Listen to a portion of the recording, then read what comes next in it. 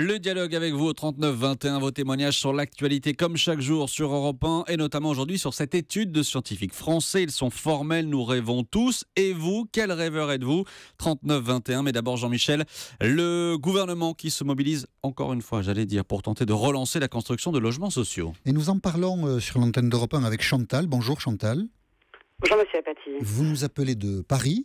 Oui. Et votre fille attend un logement social, elle a 3 enfants. Voilà, ma fille habite sur Paris, tout près Oui. de chez moi, dans mon quartier, et elle attend un logement social. Elle a donc ses 3 enfants toute seule, et elle attend depuis 7-8 ans un logement social, et elle travaille à la mairie de Paris. Elle travaille pour la mairie de Paris. Oui, mais et ça, donc là, ça ne donne pas des avantages, grave, visiblement. Ce qui est urgent, c'est qu'elle est en fin de bail en mois de janvier. D'accord. C'est-à-dire qu'elle habite un F2 aujourd'hui, avec 3 enfants, qu'elle élève seule. Oui. Elle ferait partie sans doute des profils prioritaires pour accéder aux HLM, au logement social, c'est ça? Bah écoutez, c'est ce qu'on a en lieu de penser quand même, généralement, oui. Oui. Et on ne lui propose rien depuis 7 ans, vous dites? Alors, depuis 7 ans, on ne lui a rien proposé, si ce n'est, effectivement, c'est ce que je disais à votre collaboratrice, il y a 2-3 mois, on lui a proposé un logement sur la commune de Montreuil, mais très loin du métro, avec rien autour, et surtout, c'est qu'il a beaucoup choqué qu'elle a habité cet appartement, c'est qu'il y avait des enfants de l'âge de son fils aîné, donc de l'âge de 10 ans, 11 ans, 12 ans, son fils aîné a 10 ans et demi, qui fumait du shit dans les escaliers. Et là, ça l'a paniqué, parce qu'elle a ses 3 garçons, elle a 3 garçons, et elle peut pas se permettre d'avoir comme ça, il n'y a pas de père à la maison, si vous voulez, enfin, voilà, ils sont séparés, et donc elle a refusé, pensant qu'elle avait le droit à 2 refus. Et on lui a dit qu'en fait, non, il n'y avait pas de refus possible, et son dossier est gelé maintenant, pendant 1 an. Pendant 1 an, d'accord. Alors Donc, qu'elle a une fin de bail fin janvier, qu'elle a la rue fin janvier. donc une situation difficile et elle attend, si elle a une proposition, en tout cas ça fait 7 ans qu'elle est inscrite et donc sa demande n'est toujours pas satisfaite, ce qui montre bien la nature du problème. Merci Chantal d'avoir livré votre témoignage sur Europe 1. Et j'accueille maintenant Christophe. Bonjour Christophe. Bonjour et bonjour à tous les auditeurs. Vous nous appelez de Dreux? Oui, à côté de Dreux, un petit village qui s'appelle Bu, à côté de Dreux. Bu, à côté de Dreux. Et vous hébergez votre frère et qui attend lui en logement social, c'est ça? C'est ça, lui, j'héberge mon frère depuis le mois de janvier, donc bientôt 10 mois. Oui. Lui est un policier, José est un policier qui s'est mis en disponibilité, il était policier à Andorre. Il est revenu en France et depuis qu'il est revenu en France, il n'a droit à rien, pas au RSA, pas à la Sécu, pas à la CMU. Et donc en fait, il essaye d'avoir un logement, mais il n'y a pas moyen d'avoir un logement parce que donc dans notre ville, il y a très peu de logements disponibles. Et en 10 mois, donc, on ne lui a rien proposé? On lui a rien proposé, non. Et si on lui propose de retourner à Andorre, en fait. Oui, c'est une proposition qui en vaut bien une autre, mais enfin, si c'est pas son projet, elle ne risque pas d'être satisfaite. Oui, d'accord. Mais ça, voilà. On lui a pas proposé un logement. On lui a pas. Non, aucun logement. Et on lui laisse un espoir, peut-être dans 6 mois, peut-être dans 3 mois. On lui dit quelque chose ou on lui dit rien dans pour ces cas-là? l'instant, non, rien, pas de. En fait, comme il a droit à aucune aide du fait qu'il soit en disponibilité de son métier de policier andorran, on ne lui propose rien, il n'a droit à rien. Voilà, là, il essaye de développer une activité en freelance et en attendant, enfin, pour avoir un salaire. Et pour l'instant, il réside chez moi parce qu'il n'a pas d'autre solution que de résider chez moi. Je comprends. Donc une situation difficile là aussi, une demande faite et pas beaucoup d'espoir, si je comprends bien pour l'instant. Exactement. Merci Exactement. Christophe d'avoir apporté votre témoignage sur l'antenne d'Europe 1. Bonjour Jean-Claude. Bonjour. Vous nous appelez de la Châtelet-en-Brie. Oui, C'est en Seine-et-Marne.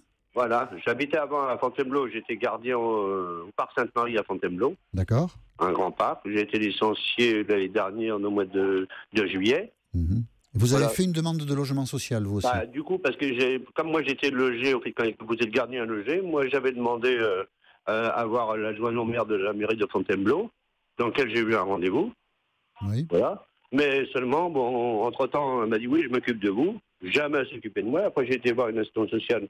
Elle m'a dit non, vous n'êtes pas prioritaire, il faut avoir des enfants, vous êtes tout seul. En fait, j'ai jamais on m'a proposé de logement. Alors, j'ai fait une dizaine de démarches comme ça. Au bout d'un moment, j'ai laissé tomber. J'ai squatté un petit logement là à Volpénil. Oui. Voilà, j'habite dedans en attendant. Là, la mairie, il essaye de me virer, mais bon, je reste là et puis c'est tout. Et j'ai plus envie que je fasse. Mais malgré plusieurs demandes pendant toutes ces années, on ne vous a jamais rien proposé, donc, Jamais. Jean-Claude? Non, et même en y allant plusieurs fois, on m'a répondu que vous n'êtes pas prioritaire. Et comme j'étais tout seul, que je me débrouille. Voilà. Le fait Alors, de... j'ai Le fait de... 57 ans, Ouais. vous voyez, je me suis dit, j'arrive en fin de carrière. Voilà, et j'essaye de trouver. Et quand le logement, si vous n'avez pas d'emploi, on ne vous donne pas de logement. C'est ce qu'on m'a fait comprendre. Pas d'enfants, pas de logement, pas d'enfants, pas de travail, donc pas de logement.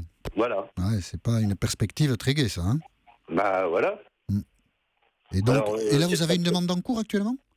Pardon? Vous avez fait une demande actuellement ou vous avez abandonné je même... aller sur Volpédine parce qu'ils ont fait des logements sociaux. Et j'ai une amie qui habite là-bas, justement, qui a eu un appartement. Elle est toute seule aussi, elle l'a eu. Seulement, on s'est aperçu qu'en fait, le maire de cette ville, lui, il a préféré mettre sa mère là-haut, dans un logement social. Moi, quand je l'ai vu, je lui ai posé la question. Il m'a dit non, mais de toute manière, il n'y a pas de logement social. Et puis, vous êtes tout seul, on vous entendra pas. Voilà. D'accord. Merci pour votre témoignage, Jean-Claude. Bah, je vous en prie. On comprend que votre situation n'est pas très facile. Merci d'avoir témoigné sur Europe 1. Et l'actualité ce midi, c'est donc cette étude de scientifiques français. Ils sont formels, nous rêvons tous, même si certains d'entre nous ne se souviennent jamais de leurs rêves. Jean-Michel, 39 21, on a beaucoup d'appels et beaucoup de témoignages sur Internet et sur Twitter. Et je remercie le docteur Joël Adrien, neurobiologiste spécialiste du sommeil, d'être resté avec nous pour répondre à certaines questions que nos auditeurs pourraient poser. Et j'accueille Coralie. Bonjour Coralie. Bonjour Jean-Michel, bonjour. Vous nous appelez de Béthune dans le Pas-de-Calais. C'est ça, oui. Vous rêvez, comme nous tous. Oui. Et alors, vous vous souvenez de vos rêves et vous faites souvent le même rêve, c'est ça? Voilà, en fait, ce que j'ai expliqué à votre collaboratrice, c'est que depuis la naissance de mon fils, il y a bientôt 5 ans, je fais régulièrement le rêve de le voir, de le voir dans notre lit. Oui. Alors qu'il n'a jamais dormi dans notre lit, d'ailleurs on n'a jamais fait de cododo, et en fait je le vois tomber du lit. Donc je l'essaye de le rattraper, je le vois à la dernière seconde, tout à coup il chute du lit. D'accord. Et donc ce rêve je le fais assez régulièrement, un peu moins fréquemment dernièrement. Mais ce que j'ai remarqué, c'est que dès qu'il ne dort pas à la maison, parce que je fais souvent des déplacements, mais bon, quand je suis en déplacement, je ne fais pas ce rêve, mais quand je suis dans ma maison et que lui n'est pas présent, pas là, oui. Voilà, je vois, j'ai des terreurs nocturnes où je vois des araignées en dormant, où je les vois dans le lit, j'ai un peu de somnambullisme également. Enfin, ah oui, quand même.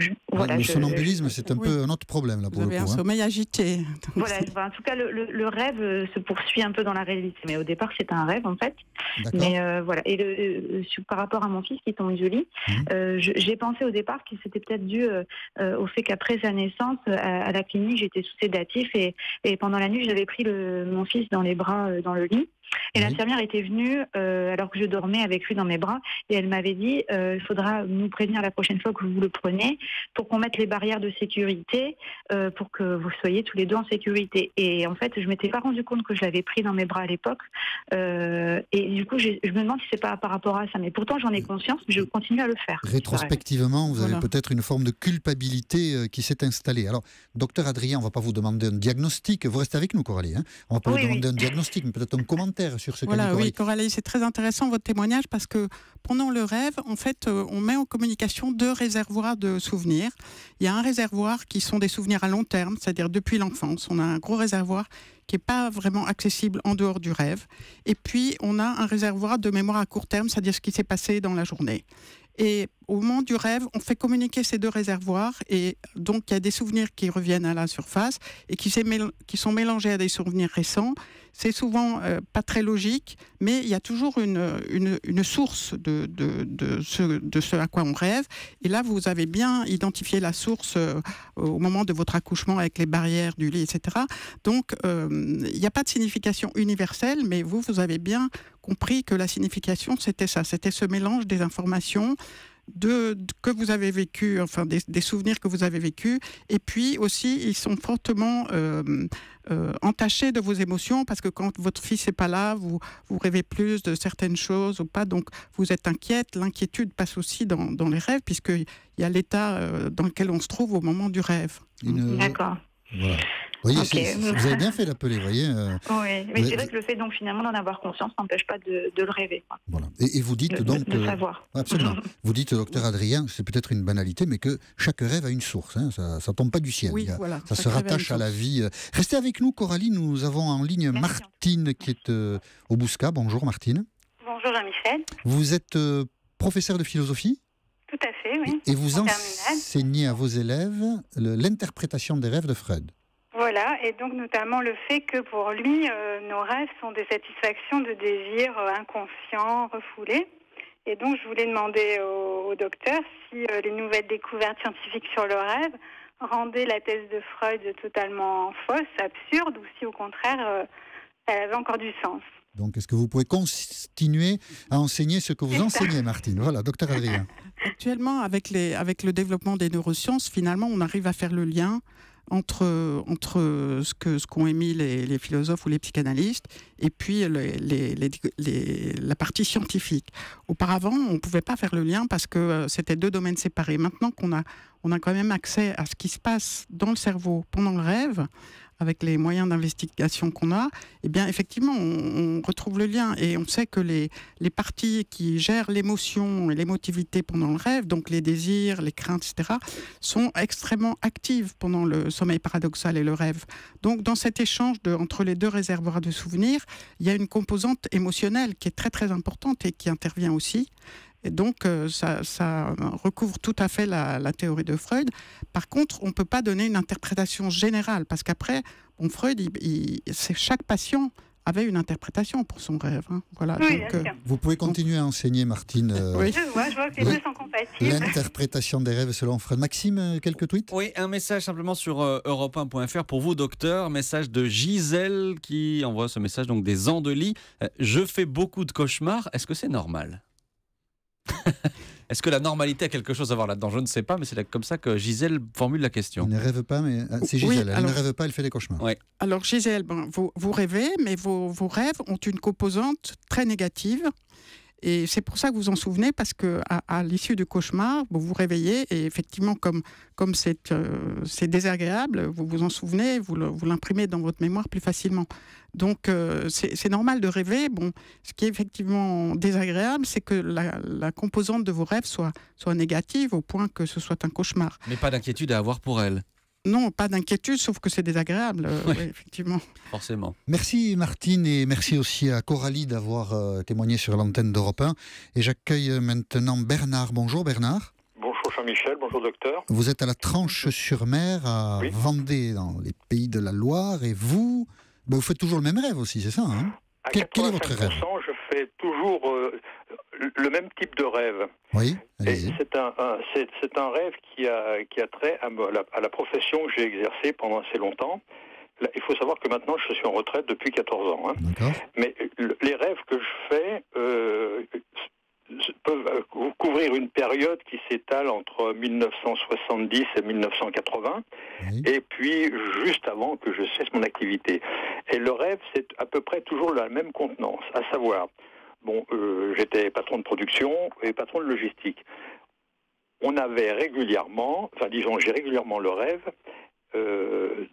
j'ai une rupture au niveau de la fabrication, parce que je travaille dans des univers où on travaille en flux tendu. Il y a une grosse machine, une presse de 7 ou 800 tonnes qui tombe en panne, donc le flux est bloqué.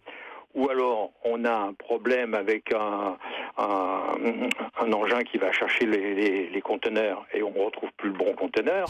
Enfin, bref, c'est toujours la même chose. Et lorsque j'ai ce type de rêve, je vois parfaitement mes collaborateurs. Or, ceux que j'avais en 1970, je revois leur tête, je revois l'environnement, je revois les bureaux, etc.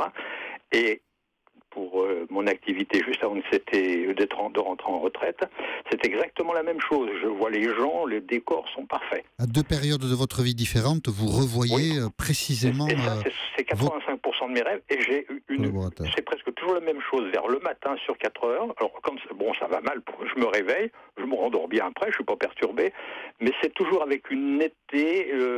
J'entends les voix claires de mes collaborateurs, je revois leur visage comme si je les avais rencontrés hier. Et ça, c'est curieux. Mais moi, ça me perturbe pas. Je trouve ça curieux. Mais c'est toujours un rêve un peu. Alors, pas le fait que vous voyez les gens, mais c'est toujours une panne, un problème. Il y a toujours un petit fond d'angoisse, toujours un problème. Pour livrer le client. D'accord. Et donc, comment on s'en sort? Alors, vous savez, c'est comme toujours, tous les collaborateurs, disons les chefs de service, les ingénieurs, essayent de résoudre le problème, puis après on vient voir le chef. Hein, comme quand on va voir le président de la République ou le ministre de l'Intérieur, parce qu'il y a une catastrophe, on s'imagine qu'il va toucher les écrouelles et puis tout va se résoudre. Il va résoudre les problèmes. Alors Bernard, j'ai toujours ce même type de rêve à 85%. On va écouter le docteur Adrien. Qu'en dites-vous, docteur? Oui, alors Bernard, quand on a vécu des événements un peu stressants où on était responsable d'un dysfonctionnement et c'était très important que tout fonctionne bien, etc., en fait, ça s'appelle un stress. Hein, et quand on a vécu ça, en fait, il est dans ce réservoir de mémoire à long terme, ce souvenir et ce stress. Et donc, il a été tellement fort et violent que très souvent, il revient, c'est-à-dire dans l'échange de réservoirs entre ce qui s'est passé récemment dans la journée et puis vos souvenirs anciens. Mais c'est toujours lui qui prend le dessus pour vous rappeler cet événement stressant. Hein. C'est assez connu que les rêves récurrents comme ça qu'on fait souvent, ils sont à l'origine d'un événement qui a été émotivement particulièrement frappant. Voilà, donc vous avez on comprend bien le type de rêve que vous faites et voilà, c'est normal. Voilà. Mais comme vous le disiez, c'est un mécanisme normal. C'est un rêve qui ne vous stresse pas plus que cela. Voilà, vous le faites parce qu'il est profondément ancré dans votre vie. Oui, voilà, mais enfin, ça serait sympa de rêver d'autre chose. Ah oui, mais vous nous avez dit 85% de vos rêves, donc on préfère imaginer que les 15% restants sont extrêmement agréables, mais que peut-être ils ne se racontent pas cela. Merci beaucoup Bernard d'avoir témoigné sur Europe 1. Maxime. Message sur Twitter avec le hashtag E1midi, message de Slog55. Question intéressante. Aura-t-on la possibilité de visualiser nos rêves à moyen terme ou long terme? Ça, c'est un rêve de science-fiction. Oui. Visualiser, c'est-à-dire voir les images. On enregistre les rêves. Enregistrer les rêves. C'est-à-dire que et se le repasser après. Nous, on est proches, enfin les scientifiques qui enregistreront les rêves, le cerveau qui rêve, on est proche de ça, oui. Ah oui? Je pense qu'on y arrivera dans pas longtemps. Je ne sais pas si vous comprenez bien la question de Maxime. On va pas enregistrer les images qu'on a dans la tête. Si, parce que ces images, elles sont quelque part dans le cerveau. Donc, comme on enregistre l'activité du cerveau, avec les moyens qu'on a maintenant, on s'approche de savoir exactement à quelles images on rêve. Reproduire les images, en quelque sorte. Tout à fait. Mais quand vous dites que vous en êtes proche, que vous vous approchez, vous en êtes où aujourd'hui? Qu'est-ce que vous arrivez à voir? Oula, on est au bord de la découverte scientifique planétaire. On arrive à voir quels sont, si le cerveau fonctionne plus sur un mode visuel ou auditif ou sensoriel ou olfactif. Voilà. Déjà, on arrive à savoir quels sont les sens, les perceptions qui sont privilégiées. D'accord. Après, on arrivera à voir à quelle image on pense, à quelle image on rêve. Mais ça veut dire que vous et vos collègues confrères, vous travaillez là-dessus? Oui, forcément, puisqu'on essaye d'en savoir de plus en plus sur le fonctionnement du cerveau. Dans 20 ans, on aura notre cinémathèque. Oui, notre propre cinémathèque. On aura fait, hier soir, je me suis fait un film, et puis dans la journée, je le regarderai. Voilà, on pourra le rejouer dans la journée. Écoutez, oui. C'est une information vraiment très intéressante. Voilà, Bernard. Je ne sais pas si vous êtes avec nous, si vous nous avez quittés. Peut-être Bernard nous a quittés, mais on était ravis de... D'ailleurs, j'ai dû vous dire au revoir tout à l'heure, mais là, je suis troublé par ce qui vient d'être dit, donc je ne sais plus trop où j'en suis. Nathalie, bonjour. Oui, bonjour Jean-Michel, bonjour docteur. Vous nous appelez des Saint-Besilles de Montmel dans l'Hérault et je vous laisse parler, Nathalie. Voilà, alors moi je fais des rêves récurrents, mais extrêmement, non pas difficiles, mais je rêve de mes morts, entre guillemets, mes morts, mes disparus. J'ai perdu ma mère en 87, mon père en 95, deux de mes frères en 98 et 99. Et il y a quelques années, j'ai fait un rêve de ma mère qui apparaissait, nous étions tous vivants, et je l'ai vue arriver, et elle m'a dit une phrase dont je me souviendrai toute ma vie, parce que faire un rêve comme ça, c'est un peu curieux. Elle m'a dit « Ne me touche pas, je suis un ectoplasme, et si jamais tu me touches, je vais disparaître ». Et je parlais avec elle à une certaine distance et je disais, mais maman, c'est pas possible, tu es morte, on s'est tout partagé, tu n'as plus rien, enfin, mais elle me disait, écoute, arrête de dire des bêtises.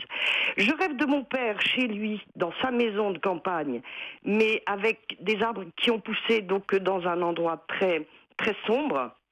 Et le rêve récurrent que je fais aussi, je rêve de mon frère Pascal, qui est décédé en 98, qui apparaît dans mes rêves. Et là, j'ai une complication dans mon rêve, et je le sais. Je me dis, mais il est mort, qu'est-ce qu'il fait là? Mais si je lui dis qu'il est mort, il va disparaître. Donc c'est toujours un peu le même. Je ne lui parle pas. C'est toujours un peu le même ressort. Les morts reviennent dans vos rêves. C'est épouvantable, parce que moi, je me lève le matin en me souvenant de ça, donc de mon père et de mon frère, un petit peu moins de maman, mais avec un goût de cendre dans la bouche. On va juste écouter le commentaire du docteur Adrien. Oui, ça, le goût de cendre, c'est votre interprétation, et en fait, on peut travailler là-dessus, c'est-à-dire qu'on peut transformer la sensation que provoque votre rêve, c'est-à-dire qu'on peut le transformer en positif. Mais le rêve, il survient sur des événements que vous avez vécus dans le temps, et puis sur le fait que vous avez été triste de ces morts, de ces morts nombreuses. Mais après, si vous voulez ne plus avoir un goût de cendre dans la bouche après ces rêves, il faut effectivement travailler un petit peu dessus, et éventuellement avec un spécialiste du sommeil qui pourra vous expliquer comment on fait pour rendre moins désagréables ces rêves, disons. Merci pour votre témoignage, Nathalie, sur l'antenne d'Europe 1. On notera, docteur, que peu de rêves joyeux nous ont été racontés. Alors, c'est peut-être la circonstance, parce qu'il y a quand même des rêves joyeux aussi. Oui, il y a quand même des rêves joyeux. On peut rêver joyeusement. Nous vous remercions tous de nous avoir confié vos témoignages précieux. Ils nous permettent de mieux comprendre ce que vous vivez. Nous partageons cela avec vous avec plaisir.